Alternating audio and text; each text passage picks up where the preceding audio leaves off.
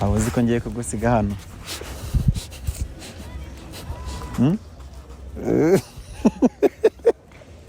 Ese kutabwira urababaye urishimye mbwira. Ndababaye byatari Nyine bye. nta kundi nyine isi ni ishuri umuntu aba agomba kwiga. Yes, tubasuje tubaha ikaze mwese mubana natwe umunsi ku wundi, by'umwihariko mu biganiro Inyarwanda TV ibagezaho kuva ku wa mbere kugera ku cyumweru, kuva ku munsi wa mbere kugera ku munsi wa nyuma, mukomeza kubana natwe buri gihe muri ab'agaciro. Turi hano rero mu karere ka Musanze, twaje mu bitaramo bya Bruce Melody ndetse na The Ben, ariko nyuma yo kuhagera nibwo twaje kubahurirana n'indi nkuru abantu benshi mutavuzeho cyane, nyamara yari ikwiye kugira byinshi ivugwaho bitewe na background y'iyo nkuru, nk'uko mwagiye mubikurikirana mu myaka 6 yari ishize. Ejo bundi mu ijoro ryo kuwa gatanu nibwo Vesi na Dorcas basohoye itangazo bahuriyeho nk'abavandimwe, birenze no kuba abavandimwe, akaba ari abapatineri muri bizinesi y'umuziki, bavuga yuko bahisemo gutandukana na MIE Music. Ubu ni MIE Music niyo yari isanzwe ibafasha mu kubamanaginga cyangwa se mu kazi kabo k'umuziki. Aba rero bavuze yuko nyuma yo kugerageza cyangwa se yo kubirebaho cyane, nyuma yo kwasesinga ibyo imikoranire yabo, bahisemo gutandukana na MIE Music, ariko bamaze kumenya, bamaze kwicara babitekerezaho cyane, bafata umwanya uhagije wo kubitekerezaho. Nyuma yo kubitekerezaho basanga bakwiye gutandukana na MIE Music ihagarariwe cyangwa se ikuriwe na Irene Murindahabi. Ibi byaje bibaye inkuru idasanzwe kuri bano bana, ndetse akaba inkuru idasanzwe by'umwihariko kuri ino mihanda ya showbiz cyangwa se kuri ino mihanda kuri social media, kubera impamvu zigera kuri enye ngiye kukubwira. Impamvu ya mbere, mu mwaka wa 2024 Ishimwe Vestine akora ubukwe, yambitse impeta, yambitse ingofero Irene Murindahabi. Iyo ngofero yamwambitse nk'umubyeyi we, agaragaza yuko ari umuntu amugiriye uruhare rukomeye cyane. Iyo ni impamvu ya mbere, iyi nkuru yari ikwiye kuba inkuru iremereye. Impamvu ya kabiri, Irene agaragaza Vestine na Dorcas nk'umubyeyi wabo. Birenze kuri ibyo ngibyo, murabizi ibintu byose yagiye abakorera, murabizi ibintu byose yagiye abafasha kuva muri 2020 bakitangira gukorana kugeza uyu munsi wa none, ubwo bahisemo gutandukana. Iyo ni impamvu ya kabiri yo gutuma iyi nkuru iremera. Impamvu ya gatatu yo gutuma iyi nkuru iremera ni saga zabaye mu mwaka wa 2021. Icyo gihe Vestine na Dorcas bari batangaje ko batandukanye na Irene kubera YouTube channel bari bafatanyije, ariko Irene akaza kuyita andi mazina atandukanye na Ishimwe Vestine. Hanyuma biteza saga, icyo gihe banza gusezera, Irene ajya kuganira n'imiryango ya bano bana, bumvikana yuko bakomeza gukorana. Impamvu ya kane yo gutuma iyi nkuru iremera ni izindi nkuru none zavuzwe mbere. Byavuzwe yuko Irene Murindahabi wari washingiye Vestine, akamushingira umugabo Vestine atarakunze, akamushingira umugabo Vestine atarazi. Ibyo ngibyo byari biri mu yindi nkuru indi mpamvu yo gutuma iyi nkuru ikomera. Ikindi cyari gutuma iyi nkuru nanone ikomera ni uko cyangwa se step yindi ya Irene Murindahabi. Irene Murindahabi yinjiye muri filime. Irene Murindahabi ni umunyamakuru. Irene Murindahabi agiye gushinga umuryango. Irene Murindahabi ubwo ni manager w'abahanzi. Icyo ngicyo cyane impamvu ya gatanu yo gutuma iyi nkuru ikomera.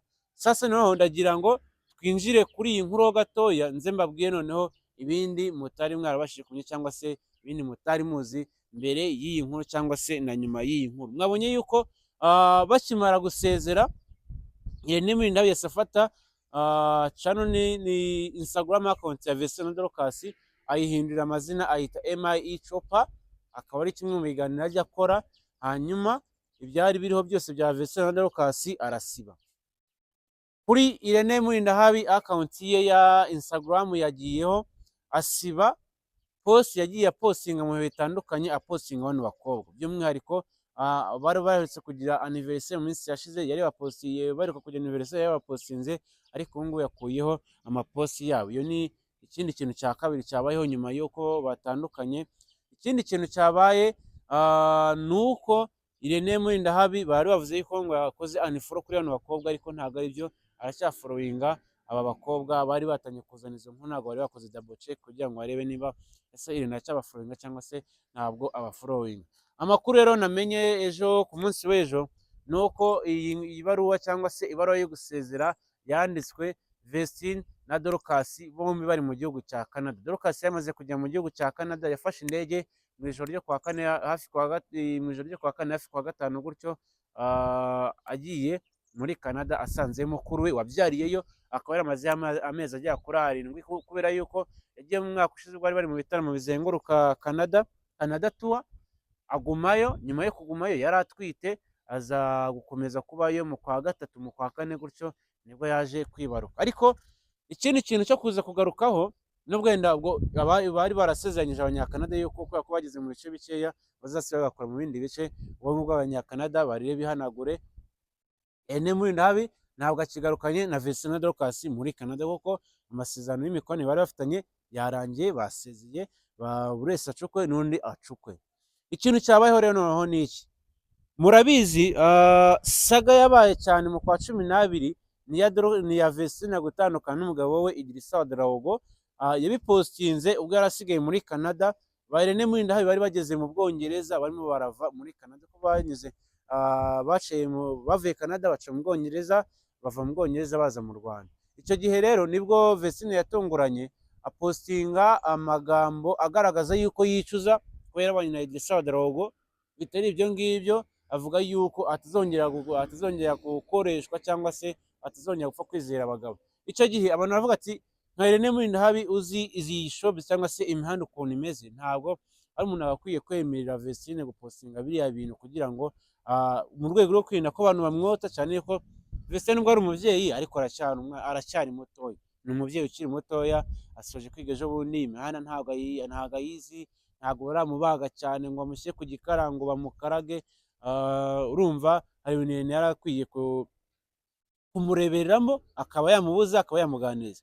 Ibyo byaje nanone bihuzwa n'ibiganiro bagiye bakora, by'umwihariko mbere yo kujya muri Canada bari no mu ndege na nyuma yo kugera muri Canada. Vestine yagaragaraga nk'umuntu ubayeho utishimye, utifuza ko yasubiramo cyangwa se yaguma mu buzima arimo bigendanye n'urushako rwe, agaragaza yuko atifuza yuko murumuna we nawe yatera ikirenge mu cye ngo ajye gushaka umugabo. Icyo cyari icya mbere. Vestine asigaye muri Canada, ahise akoze baba muri wino, aranditse atangaje ko yatandukanye n'umugabo we.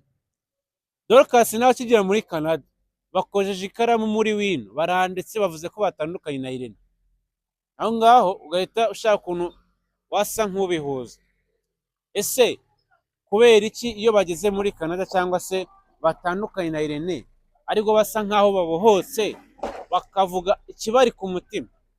Vestine yasigaye muri Canada gatoya, avuga ikimuri ku mutima. Dorcas nawe ageze muri Canada gatoya amasaha makeya, afatanyije na mukuru we nk'itsinda, bavuze ikibari ku mutima. Bivuze yuko bano bana bashaka kuba bari bameze nkaho batishimye cyane, cyangwa se bameze nkaho hari limit Irene abashyiraho nk'umuntu w'amanaginga, nk'umuntu uzi no mihanda ukuntu imeze, hakaba hari akalimit bagenda bashyiraho gake gake kuri bano bana kugira ngo nyine abarinde no kuba bajya kuri zino mbuga nkoranyambaga cyangwa se kuba bajya kubashyira ku gikarango. Kandi bano bana baracyari batoya, baracyashaka nabo kuba batwika cyangwa se kuba bakora nyine nabo bajya kuri imihanda bakavugwa, bakaba bakwinteractinga n'abafana babo, bakaba bavuga icyo bashaka, bakaba bakora icyo bashaka kuri ino mihanda. Bikaba byaratumye basa nkaho bumva nyine ko basa nkaho bazitiwe ahantu runaka. Ubwo icyo ngicyo ni kimwe mu byagize. Ariko Vestine na Dorcas batandukanye na Irene nyuma y'uko Dorcas yamaze kujya mu gihugu cya Canada, hanyuma bahita bandika itangazo ry'uko batandukanye na Irene Murindahabi. Amakuru akavuga yuko Irene Murindahabi nyuma yo kwinjira muri filime, hari MI Chopper, hari MI Empire, hari kubaka umuryango. Murabizi ko agiye gukora ubukwe na Liliane, ni umukobwa w'umunyarwandakazi ariko utuye mu gihugu cy'Ububiligi. Bivuga yuko Irene Murindahabi nawe ashaka guhita akomereza ubuzima mu gihugu cyo mu Bubiligi, ubwo ibindi bisigaye byose akazaba abikora ari mu Bubiligi cyangwa se akaba yashaka n'akandi kazi akaba yava muri media, murabizi benshi bagiye bayivamo, cyangwa se bakagenda bagera iyo bagiye bagakomeza gukora ibiganiro byo gususurutsa abantu cyangwa se gutumira abatumirwa, agashaka nk'abanyarwanda bari mu Bubiligi akabaporomotinga bakamenyekana mu Rwanda. Ndakeka ari platform nini cyane yajyana mu Bubiligi, hanyuma akaba yafasha abanyarwanda benshi bariyo, abarundi bariyo, n'abandi bantu bose bashaka kumva ikinyarwanda, ko murabizi ko hari audience nini iri mu Bubiligi cyane. Ayo makuru niyo ya mbere ahari. Andi ahari ni uko Irene Murindahabi agomba gukomeza umwuga wo gukina filime, yinjiye mu mwuga wo gukina filime. Abandi bakavuga yuko Irene Murindahabi ashobora kuba yarabonye yuko atahuza bino bintu byose ngo abishobore, hanyuma ahitamo kuba ahubwo yabwira bariya bana ngo basezere, akabacira inzira zo kugira ngo bigiye gushaka ubuzima ahandi hantu, hanyuma bakagenda uwo agasigara afokasinze cyangwa se ashyize imbaraga ahantu hamuhereza inyungu cyane. Urugero, murabizi yuko bano bana nta bitaramo birenze 3 bamaze gukora mu myaka, ibitaramo niba ari byinshi ntabwo bigeze kuri 5 mu myaka 6 bamaze. Iyo myaka 6 bakozemo indirimbo nyinshi zigera ku 10. Indirimbo imwe byonyine ishobora nko gutwara nka miliyoni nk'ebyiri, amashusho na video, wenda kubera ko ari Irene ashaka kugenda akaganira na bariya bajene be, babwira ati ubundi turabajene iki n'iki, mu nkore video cyangwa se bakaba bamworohereza wenda miliyoni 2 ku ndirimbo imwe. Miliyoni 2 ku ndirimbo imwe zirajya muri miliyoni 10. Harimo kubamenya ubuzima bwa buri munsi, niba bajyanaga ku ishuri, niba bambikaga, niba bamenyaga buri kimwe cyose nk'umuhanzi, nk'abahanzi yamanagingaga.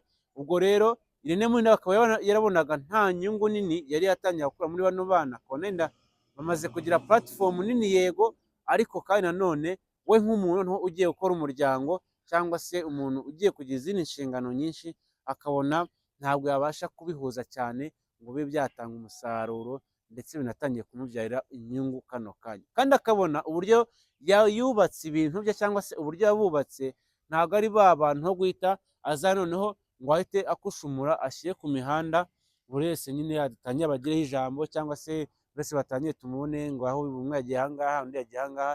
Ikindi kandi kuba Vestine yaragiye gutura muri Canada nabyo byari kurimita imikorere ya bano bahanzi kazi. Ubwo rero ni ukwitega gusa amahirwe menshi bano bahanzi kazi ni uko umuziki wabo ugiye kugabanuka ku kigero cya 80%. Niyo bakora umuziki haza basigaye nka 20%, kuko urumva abantu bari muri Canada, muri Canada abantu bari muri diaspora nibaze ko bakora indirimbo no kwimenyekanisha nabyo bari ibindi. Ubwo rero bano bana bakiri batoya nabyo byabagora ko bajya muri diaspora mu gihugu cya Canada bagakora imiziki ikaba yamenyekana ku ruhando rwo mu Rwanda cyangwa se no ku ruhando mpuzamahanga, kuko bari batangiye kubaka ibintu byabo barimba mu Giswahili, mu Cyongereza no mu Kizuru. Ubwo rero amakuru ni uko Vestine na Dorcas bari mu gihugu cya Canada, bombi uko ari babiri, gukora imiziki kwabo bizagorana. Irene Murindahabi agiye gufokasinga kuri filime no ku muryango we, by'umwihariko ku muryango we muri rusange. Ngaho nguko Nyendi Giovanni, iyi ni Inyarwanda, mukomeze mubane natwe uko ama update azajya agenda tuzajya tugenda tubabwira uko ibintu bimeze.